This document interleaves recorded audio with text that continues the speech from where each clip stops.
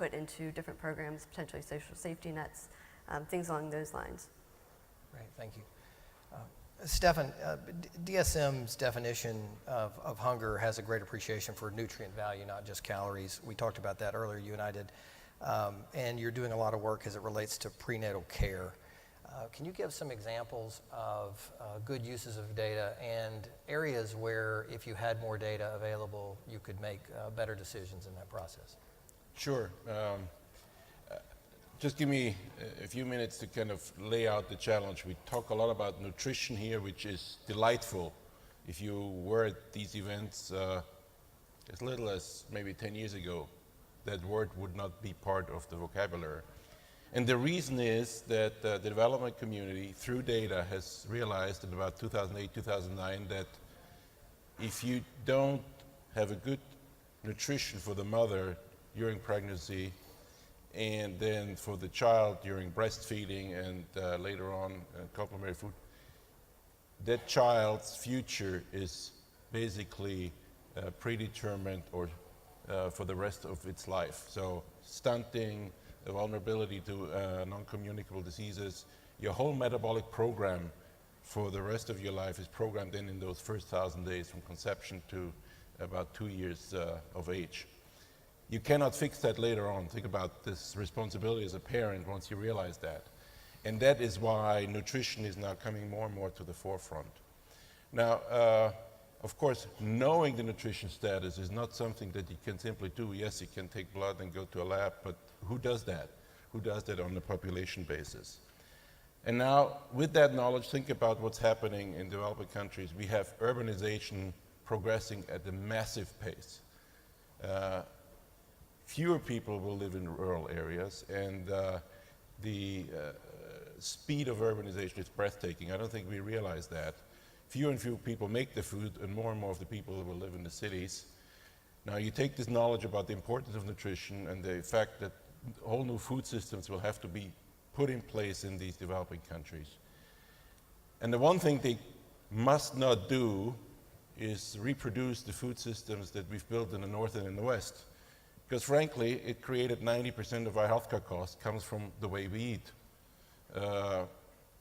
And if we did this across the world cannot stand it, cannot work from it. So what is the data we would need, coming back to that? It is really about, and you saw that from some of the panelists, understanding the nutrition status and at the most granular level possible, empowering consumers to know their own nutrition status, or knowing it in a regional, communal basis. The best we have today, and the data we work with, is population data on a country level. So we know a certain country is more deficient in vitamin D3, or countries that don't have, eat a lot of fish are deficient in omega-3. But if you knew that, taking the data that Secretary Vilsack talked about, combining that maybe with retail scanning data, and then you can start to talk about what is the nutritional status of a neighborhood, and therefore talk about what kind of foods should this neighborhood eat. Now there's an additional complication. People, unlike animals, have choices what they eat. So you really need to talk about what information do you provide to people that they choose the good foods, what kind of foods can you fortify, what kind of foods are good fresh, and then bring that data together as we build the food systems in developing countries and hopefully rebuild them in this country. An example where I think this will work well is the Clinton Initiative meets across the road here. Actually, Clinton Health Access Initiative has worked with several governments, and the Rwandan government is now putting in place a local food production system that supplies each of its community health centers with nutritious food for pregnant mothers, and then make sure they have good education about breastfeeding, and also provide complementary food for young children above the age of 6 months. Once you can cover population, particularly this vulnerable stage, you can make a major step forward. Coming back to this country, I mean, think about the 1-year-old most popular vegetable today are not peas or not carrots, it's potatoes in the form of French fries. You gotta give data, you gotta give information to consumers so that they make the right choices. Thank you. So, Anne, it's kind of a two-part question for you that builds on this idea of there's some lessons that are and activities involved in the nutrition space that I think will be helpful to perhaps the ag space. But, Anne, two things. One, from the foundation's perspective, you deal with the interplay between public and private data, I would think often. You'll fund research, but you'll also have data that's necessarily private, and then does that data become public again at some point? So I'd love a comment on that. But secondly, are there some obvious lessons from the nutrition arena that you might share with us? I have more of an ag perspective in the ag space of lessons that we might learn or shortcuts that we might take to learn from nutrition as it relates to the ag community. So in either order. Thank you, Steve. Yeah, maybe I mix them a little bit.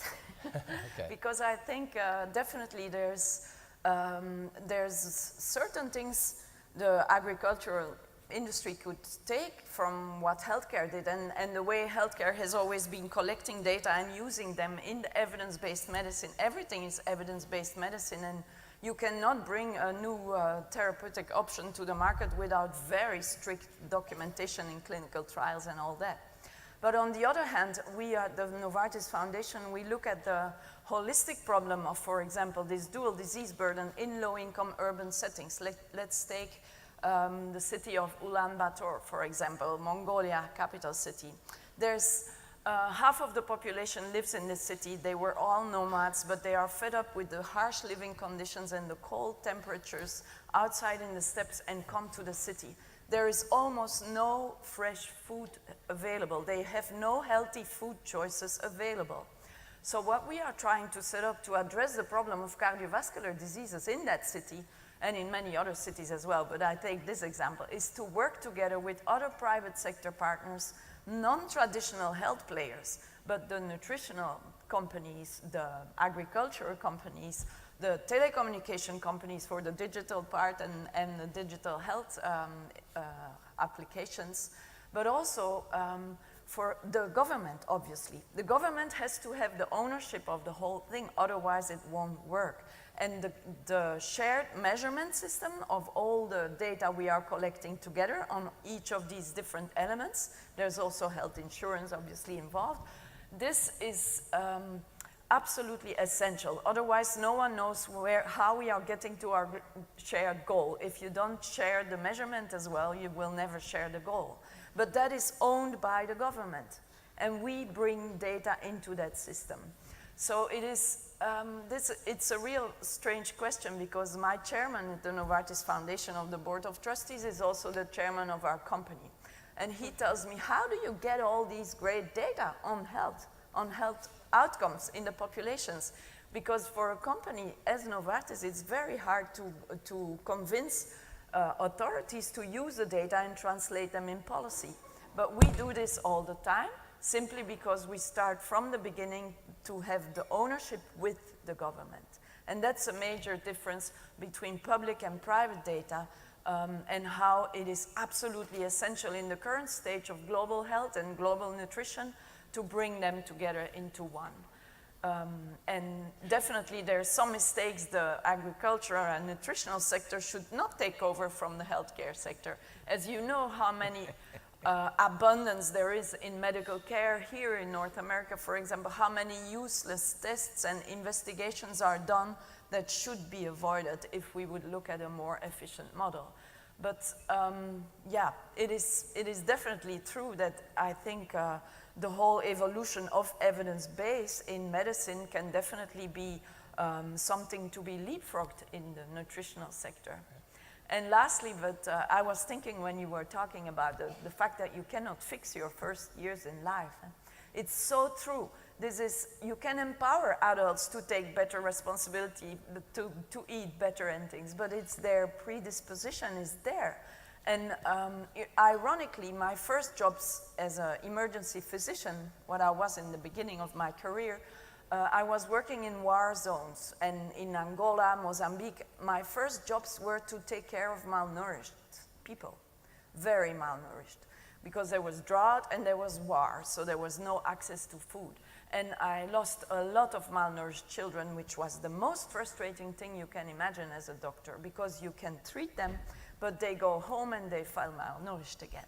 Now we know, 20 years later, I didn't know that at the time, that these children, their risk to develop metabolic disease, being obesity in later life, adult life, is like 50 times higher as our risk, who are born in a normal situation with a normal mother who was well fed, than people in these situations. If your mother was malnourished, your life starts at another level already.